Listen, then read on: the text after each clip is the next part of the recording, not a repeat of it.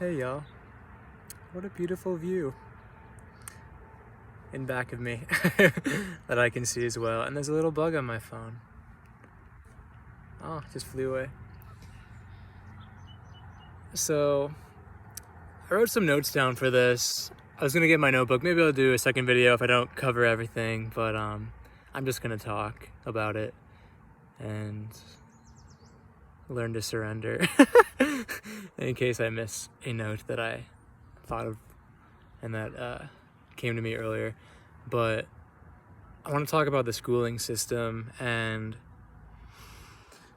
how, number one, a lot of people still live in this idea of black and white, of things being either good, having been a good experience, or a bad experience.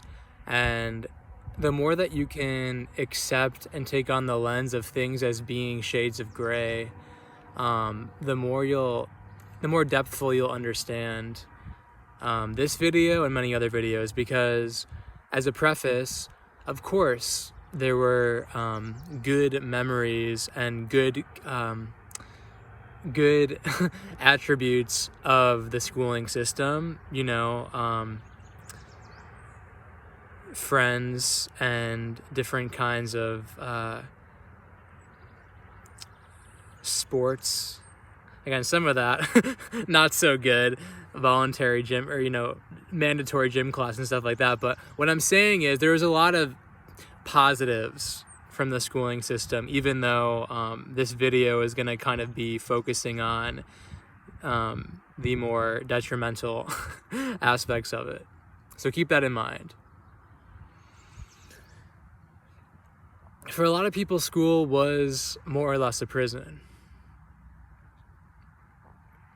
For many of us, it was more or less a prison that taught you to conform, that taught you to sit still when you wanted to move your body naturally, when you wanted to go to the bathroom, but someone said you can't go to the bathroom, you have to wait. Having to be in a building all day, a specific building all day, with people that you may or may not have wanted to be with. There's a lot of enmeshment in school systems and having to play in these social groups when, again, as a little kid, maybe you didn't really vibe with the people in your class, in your grade. Maybe they made fun of you, and maybe you didn't want to talk about it because you didn't want to, because a lot of us had shame too, and a lot of us didn't want to, a lot of us thought something was actually wrong with us. So people were making fun of kids and they didn't say anything because they thought there was actually something bad about them to be made fun of. So there was a lot of that, a lot of enmeshment, a lot of, again, a lot of focus on things that kids maybe didn't even want to focus on, And how many parents, and again, could we have compassion for the parents? Yes. Could we have love for all the parents? Yes, because they're just passing on what they knew what was best from that frequency. They were just enrolling us for what they thought was in our best interests. But how many parents ask their kids, if they even want to go to school? And how that's kind of manifesting now. How many kids ask their parents, how many parents ask their kids if they want to wear a mask all day? How many parents ask their kids if they want to receive the Fauci ouchie? Or do they just give it to them? The more we look at children as their own, and again, I understand that children need parents to do their parents' roles, but at the same time, the more we can look at kids as these intelligent human beings with their own self-interest, with their own desires, their own points of view, their own essences, the more we can see how school has kind of set us up for failure in many ways, and has set us up to be part of this game that's going on in society now in 2021 that's kind of reaching its end game point.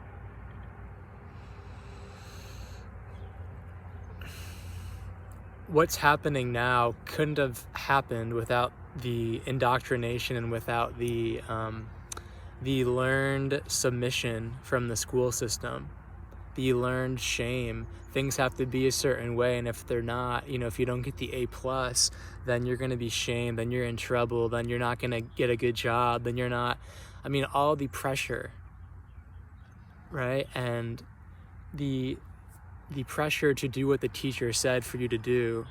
Again, not even taking into account that a lot of these teachers hold and have held tremendous amounts of trauma that they project onto these students.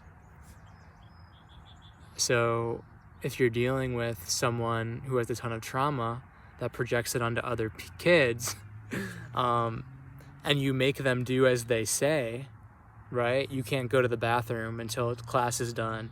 You can't do this, or,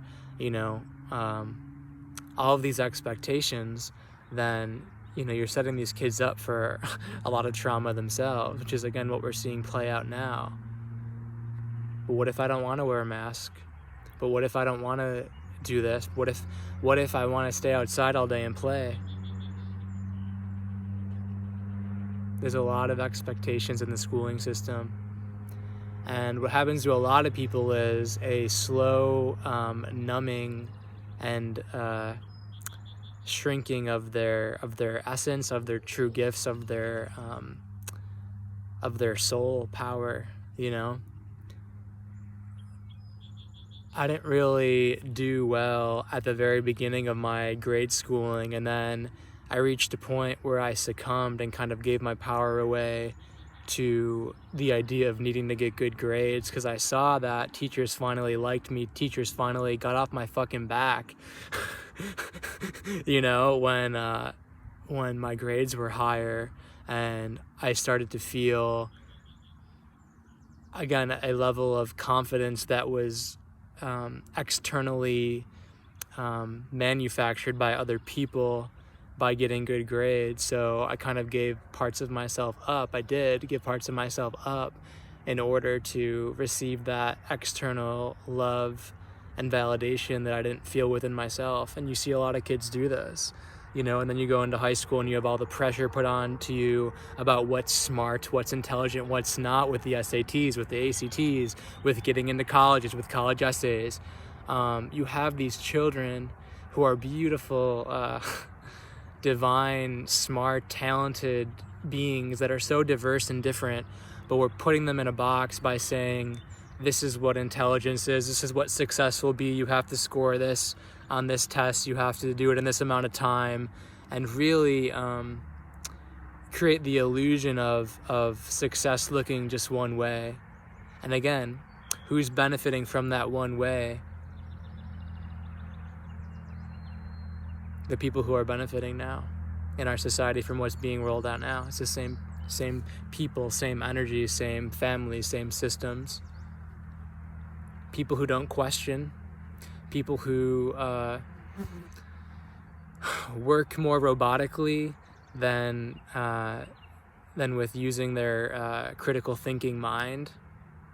People who are desperate to please their boss, which is just the same trauma as many of us have held with having to please our teachers, and working for under what you deserve, what you're worthy of being paid. Oh my God, another bug on my phone. That's so cute. Working and oftentimes under very stressful situations for what you're, under your worth of what you're being paid to appease this boss. A lot of the time scared of even asking for a raise, asking for more, because a lot of these companies don't even, again, pay you enough to begin with. So can you see how that's just kind of playing out the unresolved wounding of a lot of your teachers, probably from kindergarten, first, second, third, fourth, fifth grade, to be real, So again, I want to go back to, can we have compassion for the adults and for caregivers who signed up their kids for school kind of unconsciously without asking them? Absolutely. Can we love them? Absolutely. Absolutely. And yet, can this unconsciousness of just signing kids up right from the get-go without asking them for their permission, can that unconsciousness stop with us? Absolutely. And shed light on what's been going on? Absolutely.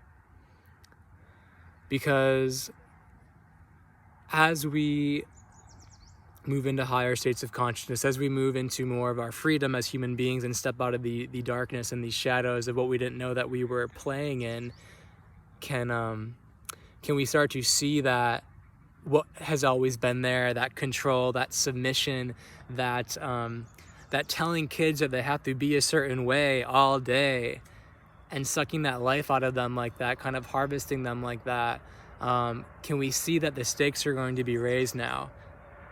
Only so that we could see what's been under the surface all along, right? I mean, again, I don't have kids, but I would never, ever, ever, ever, ever force them to go to school if they didn't want to wear a mask. Now, it's different if they, from their own free will, again, not programmed thought, but from their own free will, say that I want to wear a mask, I want to have that experience, then that's fine. I would let them go to school and wear a mask, but there's no way in hell I would force that little child every day to go into school with a mask, because I wouldn't do that to myself. I wouldn't want that for myself, you know? But again, it's respecting their will. And can we start seeing them, again, as those divine beings that have an intelligence that's beyond becoming an adult? Because a lot of adults are just children that have never really had the chance to grow up. And what did I say in a post a few months ago? Like, there's so many adults that were never allowed, they were expected to be adults as a child, but now that they're adults, they actually never grew up. It's so true. It's so true. And again, whether it's around the masks or the vaccines or whatever it is, can we start to see that conformity is never the answer for freedom, for a jubilant, for a worthwhile quality experience? And as we move into higher states of consciousness, can we see the potential? Can we see the potential of what the school system can be when it's coming from a place of love, when it's coming from a place of freedom? Can we see the potential in what college systems can be, right? Like that togetherness, like dorms and like dining halls, like all of that beautiful stuff, like sports that are actually in alignment with what you want to do, theater, all of this great stuff from the school system, extracurriculars, like, you know, when kids have the freedom and when these systems actually have our true innate best interest at heart, these systems can be fucking beautiful. These systems can be beautiful, and that's what a lot of us are going to start moving into and going to start creating, because the ones that are in place right now are eventually going to collapse. And the more mandates that happen, which are going to keep being rolled out and rolled out and rolled out, are just here to show us again the prison vibration that school has held for a lot of us for so long. So, yeah. It's crazy. It's crazy because it's so, like so many things right now in 2021, it's so normal, and yet it's so insane. It's so insane.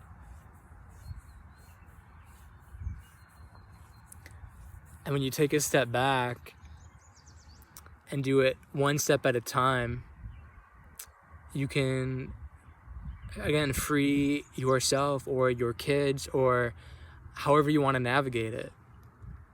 But it's important that we see it for what it is. And again, have compassion for everyone involved, consciously, unconsciously, and yet we get to see that many of us didn't belong there. And even if we went through it, you know, at a subconscious level and at a soul level, we chose that experience because you have to, you know, you have to see what you've been in before you step out of it, you know. So a lot of us who are helping with this shift that's going on right now in the human collective and the human population, chosen again at a higher level, at a higher perspective to experience what school has always been. So I hope this message helps and assists and resonates with some people who are kind of baffled by kind of what's being rolled out, because it's only going to get crazier, it's only going to get worse, so people can start to feel and realize like, holy shit, this is how it's been all along, but now it's just being much easier to be seen. I love you guys. Have a wonderful rest of your day, and I'll see you guys very soon in my next video.